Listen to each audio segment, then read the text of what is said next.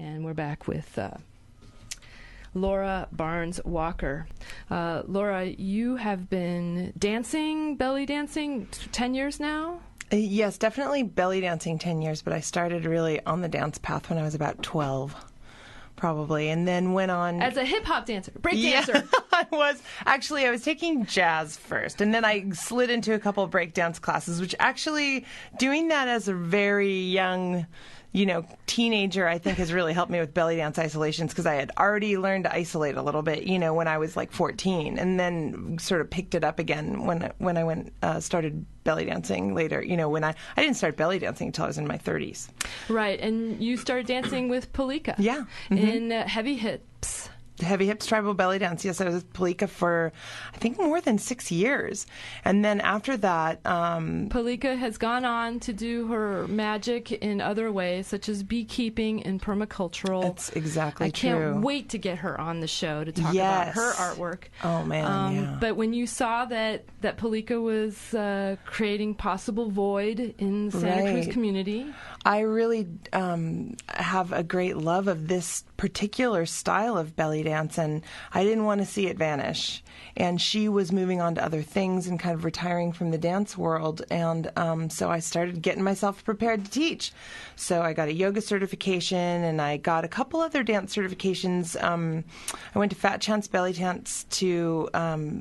work on a general skills certification there, and that is the Fat Chance Belly Dance is the style of dance, American tribal style belly dance, originated by Carolina Noricchio in San Francisco.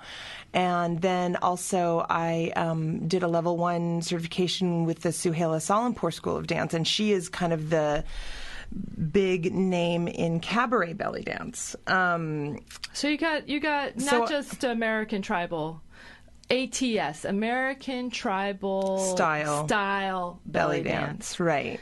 And I think one of the reasons she named it American Tribal Style Belly Dance is she didn't want to misrepresent, I think I'm talking about Carolina Noricchio here, she didn't want to misrepresent it as any kind of authentic belly dance, because it is definitely an amalgam of dance forms kind of put together, and my understanding of it is dance forms from areas like Spain, North Africa, the Middle East, Turkey, Greece. All of those areas had nomadic tribes that would travel through those areas and pick up different types of dance forms.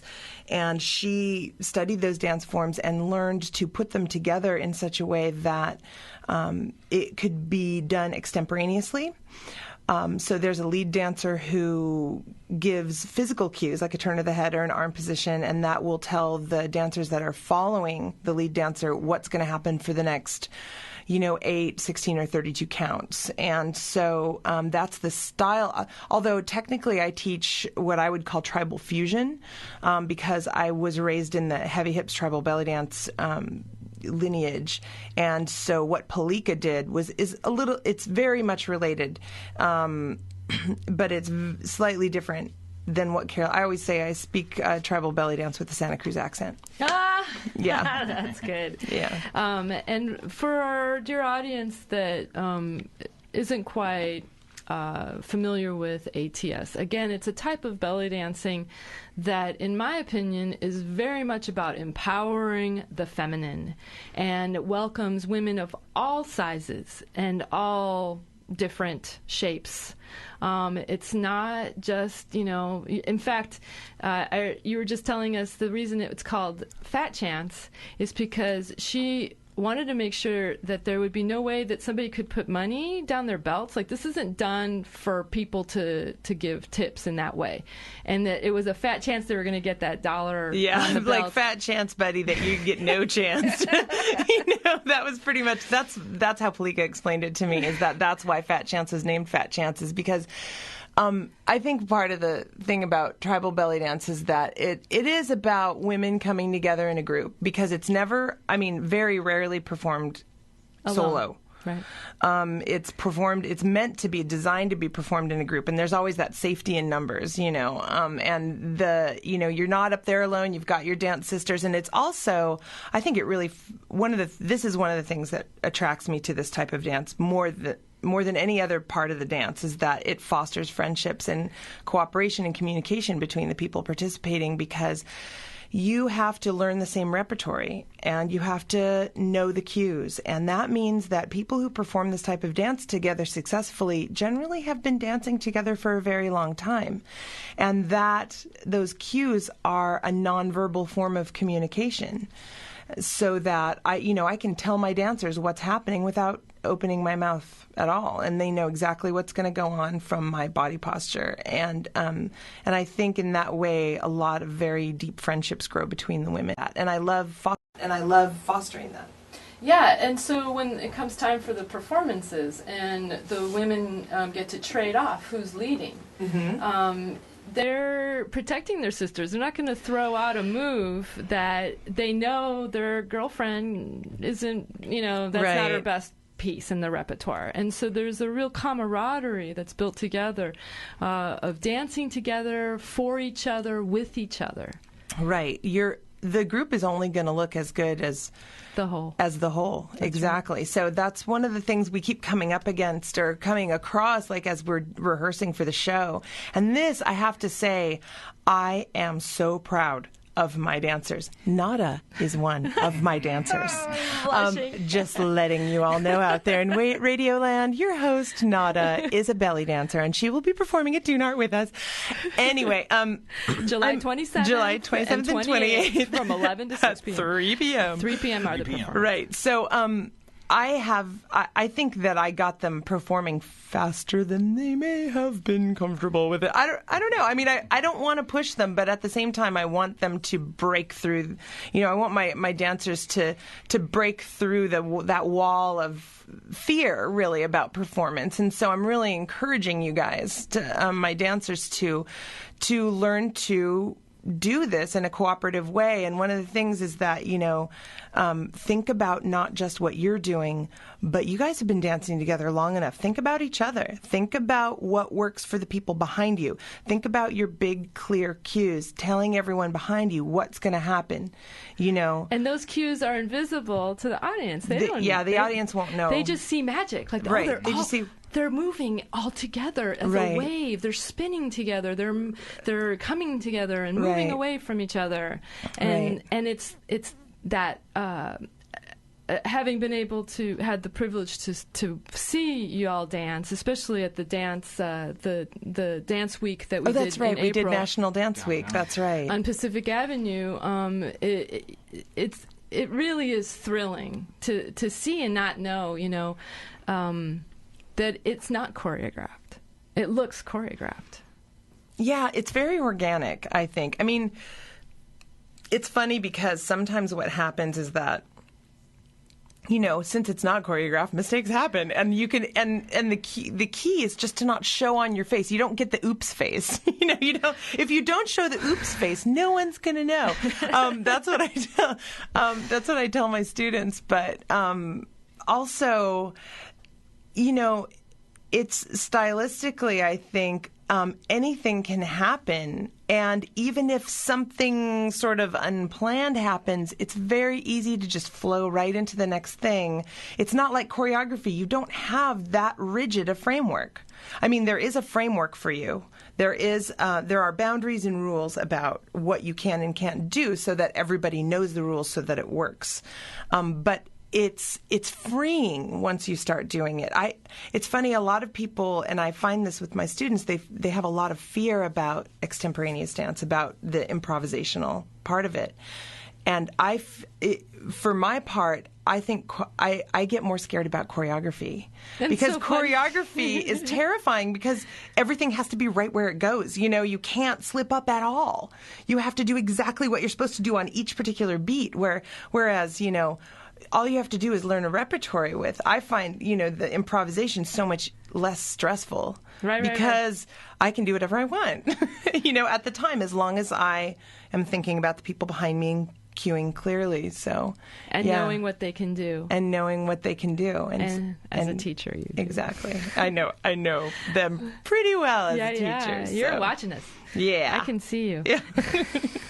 I think you're not, but I know you are. Yeah. And then I catch you. I try to pretend like I'm not. I know. So you guys don't get nervous. And I gotta say, Laura is one of the most gentle teachers. She never calls out somebody and say, "Hey, you, don't put your wrist out limply like you're doing," or whatever. She doesn't do it that way. She tells it as a group. She's like, "Oh yes, this is what we're striving to do. Hands are in this way," and it really is empowering and builds self-esteem. In fact, I was able to talk you into doing a teen workshop a couple months ago for my daughter, my 15-year-old, and her friends, because it's that type of carriage. I feel like I hold myself differently since I started doing. Oh, thanks. That's sweet. I'm glad you feel that way. Yeah, and so I encourage y'all, if you're interested, to go to Laura Barnes Walker on Facebook is the best way to find you. Yes, exactly. And then also, there's actually a beginning class tonight. And you can drop in, and it's 6 to 7:30 at the Artwork Space at 509 H Swift Street at the Artwork Space's West Side Studio on Swift, right near Kelly's French Bakery. And so, that's my Wednesday level 1 class. Level 2 class is sort of by instructor approval only. You have to kind of know the repertory before you jump into that one. But level 1 is kind of open to all. So if anybody wants to drop in tonight, you can do that. Nice. And these are the live work loft spaces that they have on Swift Street as you're going towards the ocean down from Kelly's. It's a wonderful space, and it's a beautiful dance. It's a room. It's such a wonderful studio. I'm so lucky to be there. It has a full-length wall of mirror and a lot of windows for the fresh fog, and it's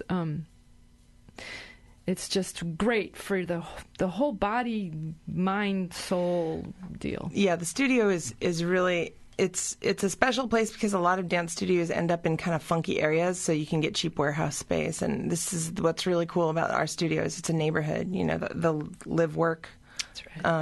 The artwork space. It's a neighborhood. Everyone lives there. Everyone's an artist. And so when you get out of the studio and you walk to your car, you're walking past your neighbor's house right there, and everyone really knows what's going on. And it's really nice to have a beautiful studio in a safe space. So thanks to Betty Steinmetz, who's our landlady, who takes care of us. I did want to mention one other thing is that Sean was interviewed by the Santa Cruz Sentinel about Dune Art last Wednesday, and we keep emailing that Sentinel reporter saying, "Hey, when's it coming out? When's it coming out?" And I think it's coming out tomorrow. In the insert. In the guide. Is it tomorrow? It's Thursday. I don't know. I think it's in the guide. Okay. So I think it's in the guide, and it's going to be on the cover. Yeah. That was and we're the story waiting we heard. with. Yeah, I know. I'm excited to see it. So you'll be able to see. They took pictures too of Sean's work. And yeah, I think they have some pictures of Sean's work, and they have pictures from last year's performance of Calla Lilly Tribal. And I also wanted to mention that the show is being opened by me. I'm going to be dancing with Amy Miller and Julie DePrima from Circle Road. And these are ladies that have been dancing with me for like 10 years, for many years before I was a teacher. And so we're going to open the show with a little 4.5-minute slow Taksim performance. And what's interesting about this, folks, is last year one of these lovely performers was pretty pregnant. And, I'm talking like... Yeah, she was like real pregnant, and she did. Like she wasn't. That was baby. Julie. She wasn't actually in the show, or no, she had just had the baby or something. Oh, Julie. Yeah, no, you're thinking of another performance. I actually did another performance with Julie when she was like I got to see. Super pregnant. She ended up actually giving birth a week after we performed, and we didn't know she was gonna do that. I think she shook it out a little early. Anyway, but so she actually wasn't in Dune Art last year. But this year, you get to see another Amy, very large pregnant. Yeah, like Amy's 8 months. No, she's not there yet. No? I don't know. Maybe I think by the time we get there, she'll be 7. 7 months pregnant, maybe, something like that. And so she's gonna be in the show. I mean, it hasn't phased her in the dance department at all. She's still dancing just like she always was. It hasn't changed anything. It seems like for her physically. Amazing. I mean, okay, there are physical changes, but she's still dancing up a storm. It's great. It's great. I so can't wait to see it's that. going to be fun. So she's going to be part of the trio.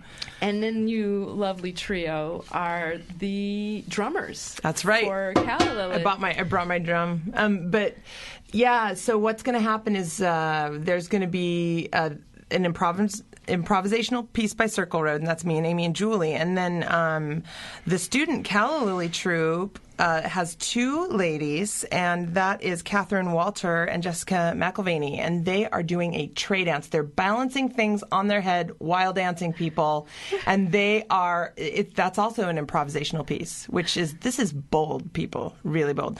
And Catherine Walter also made all the cholis for our costumes. Beautiful. And they are gorgeous. We're going to be gorgeous. Yes. Really gorgeous. Yes. So she and Jessica are going to do that tray dance, which will be improvisation. And then what's going to happen is we are all getting on stage, 6 of us to get on stage for the one choreographed piece, which is a super fast piece with lots of spinning called En la Busqueta, which means I'm searching for it. And that's by a Spanish band. It's got a real flamenco-y feel. And that should be really fun. And then the very last grand finale is going to be everybody gets on stage, including Nada, and we are going to do a big improvisational, piece where everyone's on stage at once and different people come out of the chorus and they do some improvisation and then they switch leads, and that is going to actually have live drumming. Me and Julie and Amy from Circle Road, we've been drumming together for many, many years, and that's something a path Palika got us started on. And so there's going to be live drumming at the very end. That's the grand finale of the show. And so it's going to be about a 16-minute show this year, which is like the longest show we've ever done at Doonard. I'm so excited.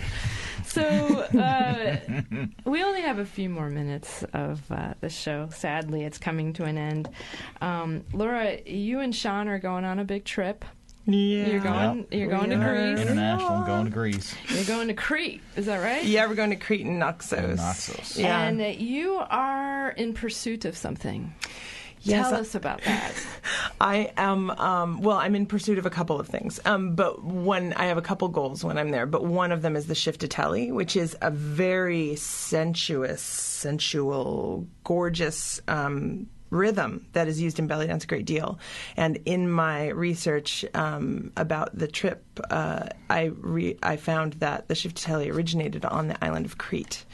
And I'm going to look, and it's not just I thought it was just a belly dance rhythm. I thought it was just a drum rhythm, but it's actually a form of belly dance. And that's supposed to be like a super undulational belly dance, which is what the drum rhythm inspires. But so I'm going to go look for some shiftatelli. I also want to get a plankton sample. That's the other thing I want to do there. I'm going to there's an aquarium that I'm in contact with on Crete, and I want to see if I really want to look at the plankton in, it seems like a non sequitur, but I really want to see what the plankton looks like there. I'll be excited to go to a fish market and see what they got.